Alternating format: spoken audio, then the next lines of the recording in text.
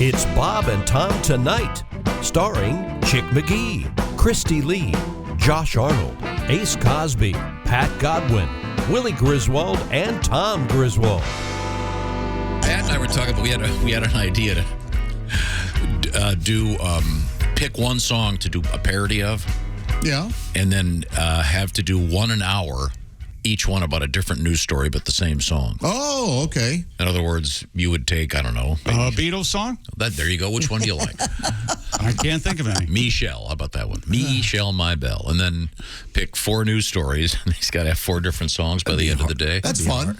We'll do that one of these days. I think we have to give Pat a little bit of warning, but... I don't need any warning. But that's what he's here for. I'm taking up Christie's cause. It's not like he's over there watching the show. That's why he's got a keyboard, he's got a guitar, he's got a microphone, got a laptop. He's ready to go. Pat, what song would be the easiest for you to adapt to 4 different news stories today? What the Beatles song or what song? Michelle's not bad. Any song you can pick. Piano Man, probably. A Piano Man? Okay, Piano Man it is. Okay. How's it going in there, Pat? I'm trying to find the story. Well, that's all you need. That is the story. That's it? Danny, Yes. Danny, I've already written 3 songs. Daniel Craig. Danny not- Craig's sick, Piano Man. COVID.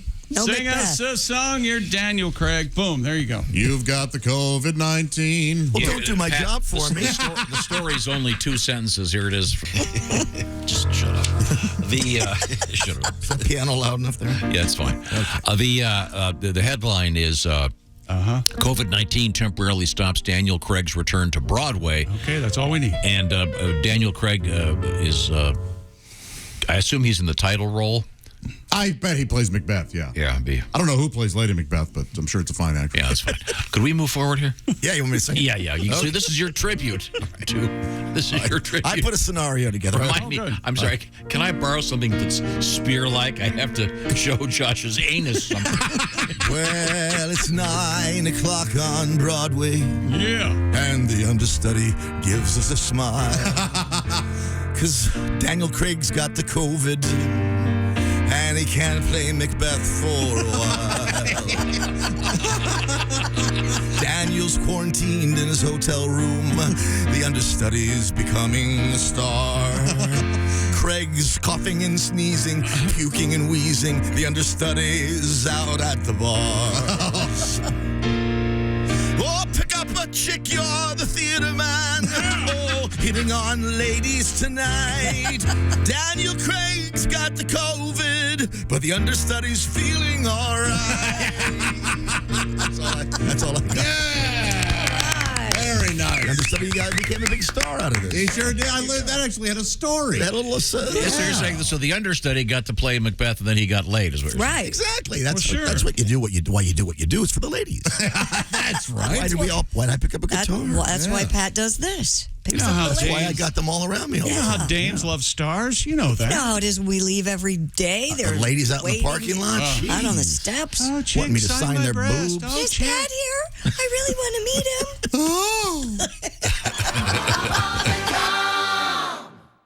him. Once again, we've a new challenge for Patty G today. The idea is to take one song and apply it to 4 different news stories. And the first one was the story about Daniel Craig, the man who, among other things, very fine actor, but he happens to play James Bond. Sure. And he was going to be starring in Macbeth on Broadway and had to bow out temporarily because he has COVID. That was our first song. Very well done, Pat. Thanks. Now, I have since sent you a song about a guy who does nothing. And, Christy, why don't we do the story and then see how Pat does with this song? There's a man in Japan who gets paid to do, quote unquote, nothing. There's a man in Japan who sits mainly on the can. Oh, yeah. Well, almost nothing, according to the Washington Post. The man is part of a cottage industry in Japan that rents out strangers. Mr.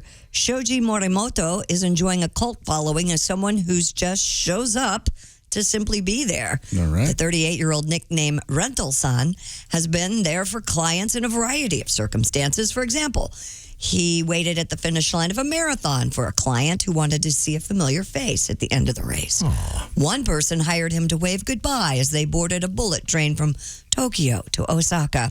And he once sat with a client during a hemorrhoid surgery consultation. Really? Yep. Morimoto said he finds his services, which cost about $85 per session, help clients face situations that might not be as good if you did it alone. But they don't want to burden the people that they care about with these things, so they hire him out. Yeah, I used to work at a place where we had people who came in to, quote, work that pretty much just sat on the phone and pooped. That was about all they did all day. Okay. All right. What do you do for a living? I sit on the phone and poop. Do you guys actually think if I did do something, I'd tell you? No. No, we know that you went to the movies. No, I didn't. Who told you that? You? Oh. But isn't there a big thing in Japan in which they'll, like a woman would hire this guy to pretend that he's her date? Yes. Oh. That was a Yep. thing. Is that a thing in South Korea where you lived? Not that I was aware of. Okay. Never hire anybody for sex while you're in South Korea, Josh? not that you're aware of. Pat, you've written a song about this particular story. It's 9 o'clock in Tokyo. 8 a.m. right here. There's a man in Japan they call Rental San. He makes over 80,000 a year. He gets rented out to do nothing. All strangers pay him $1,000. I could have used him after my surgery, or to sit there and just hold my hand. Oh. I'm singing la la la with an L. I'm singing la la la. If I sang it with an R, I'd go to hell. You know what I'm talking about? Well, I'm singing a song for Rental San. Oh, doing nothing for him is all right. Because he gets paid not to work. His wife, they think he's a jerk, but he's never tired at night. Very nice. That was the best I could do. That was nice. Well, it was quite good. We have a little thing going on with Mr. Pat Godwin today. The all-new Pat Godwin Challenge. We've given him one song, which is Billy Joel's Piano Man, a great song. And you have bastardized that twice already today. Twice. I guess. And we give you a new news story, and you have to tie it into that song somehow. And you've successfully done it twice today. So I'm very distracted this whole day focusing on this thing here. Okay, now do you want to do the story, Christy? A group of trade associations that represent individual businesses, including banks, retail outlets, grocery stores, and more, asking the Treasury Department to help encourage Americans to get coins back in circulation. Help. That's right. The United States facing a coin shortage. The Retail Industry Leaders Association, along with the American Bankers Association, National Association of Convenience Stores, and National Grocers, seeking a new public campaign to increase coin circulation. Well, give me 2 cents on the penny. They're encouraging you to get your coins moving by spending them with retailers, taking them to banks and credit unions, or using coin recycling kiosks like the ones we find at the grocery don't store. charge me for using one of those kiosks. Yeah. Oh, yeah, 10% or something. Why is there? I don't understand. Why is there a shortage? Is it because in COVID people stopped using money? Well, people are using, they're not using cards cash more, as maybe. much. Everybody's using cards. Now, go. Okay. It's 9 a.m. at the grocery store, and the clerk's looking at me kind of strange, because I gave her 2 $20 bills, and she can't give me any change. Well, they're all out of quarters at Kroger's. CVS doesn't have dimes. I guess that take a penny, leave a penny. Folks took too many, standing there waiting in line. Give us your coins, we want quarters back. I ain't talking Mahomes. Kids, break open your piggy banks and bring them to the savings and loan.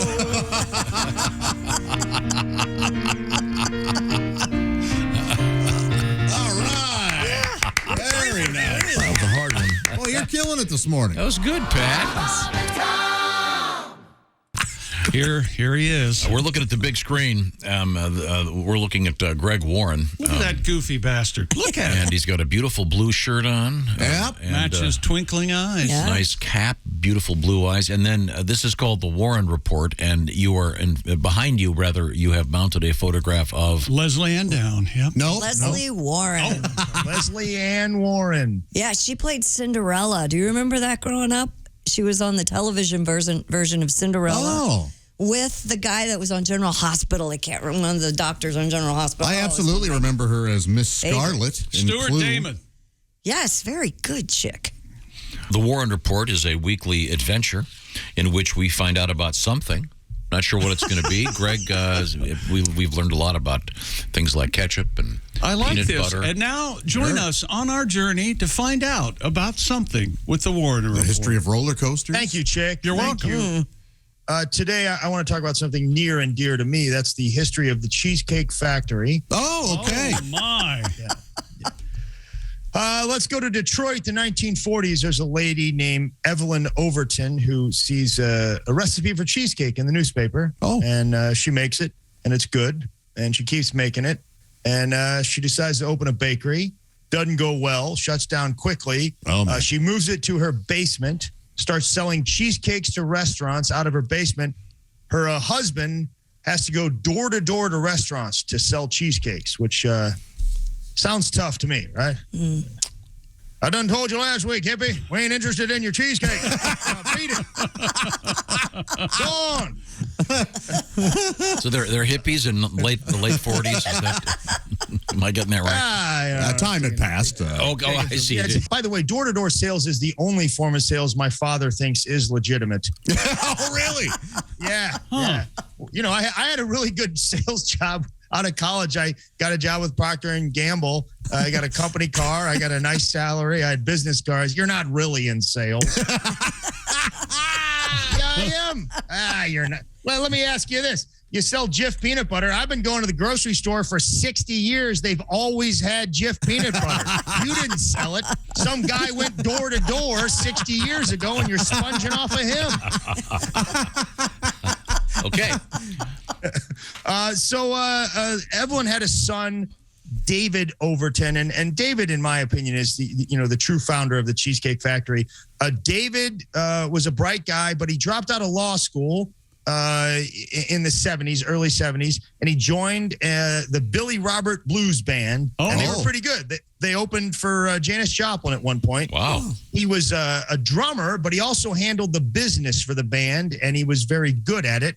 And he started getting interested in business, and he convinced his parents in the early 70s to move out to Los Angeles, Woodland Hills, and take another stab at a bakery. Okay. They came out there with $10,000. They opened the bakery, and it was doing well, but David had bigger dreams. He wanted to build a restaurant that sort of featured his mother's cheesecake.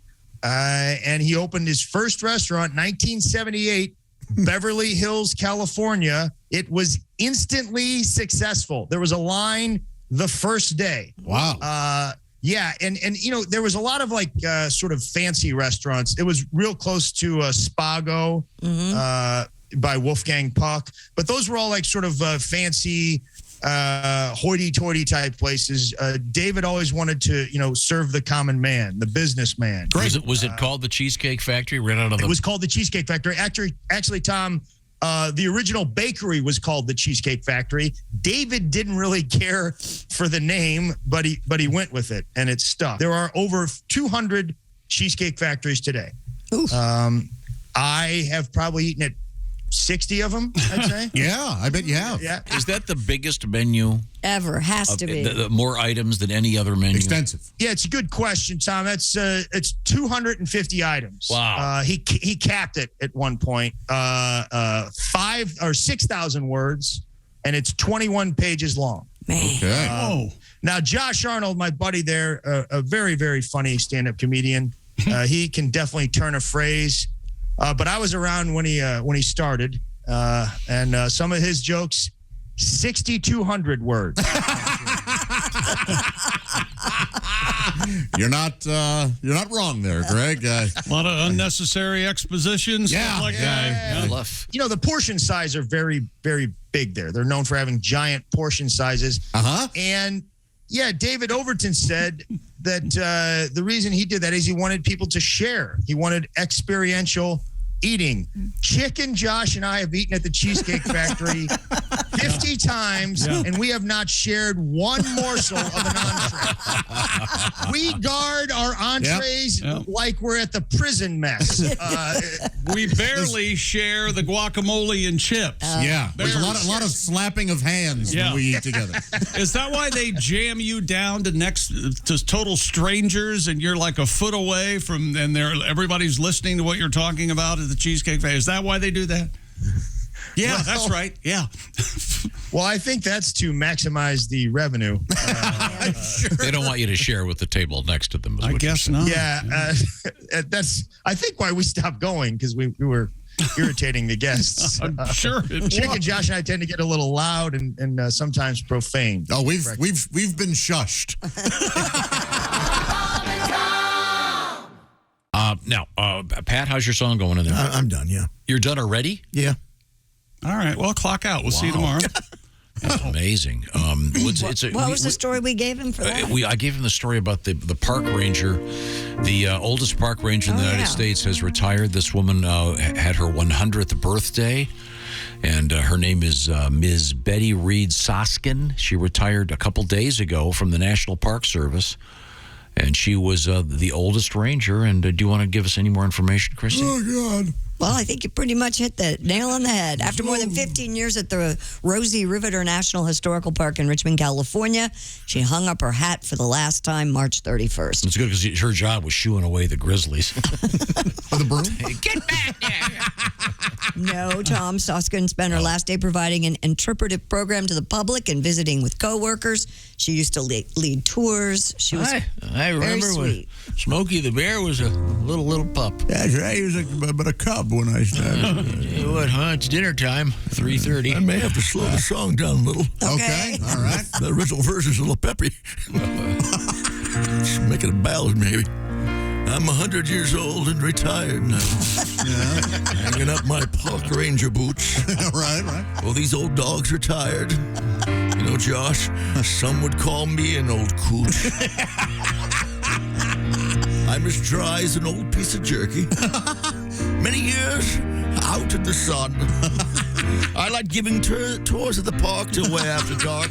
Well, I make it to 101. Sing it for me, Pat, will you? Sure. Sing me a song, I'm retired now. Sing me a song tonight.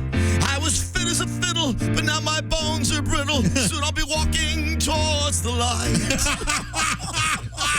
Thank you, Pat. That was nice the way you carried it home for me. Yeah, you liked that ending, did you, miss? She looks like a lovely woman. Congratulations. I bet she looks like the Crypt Keeper.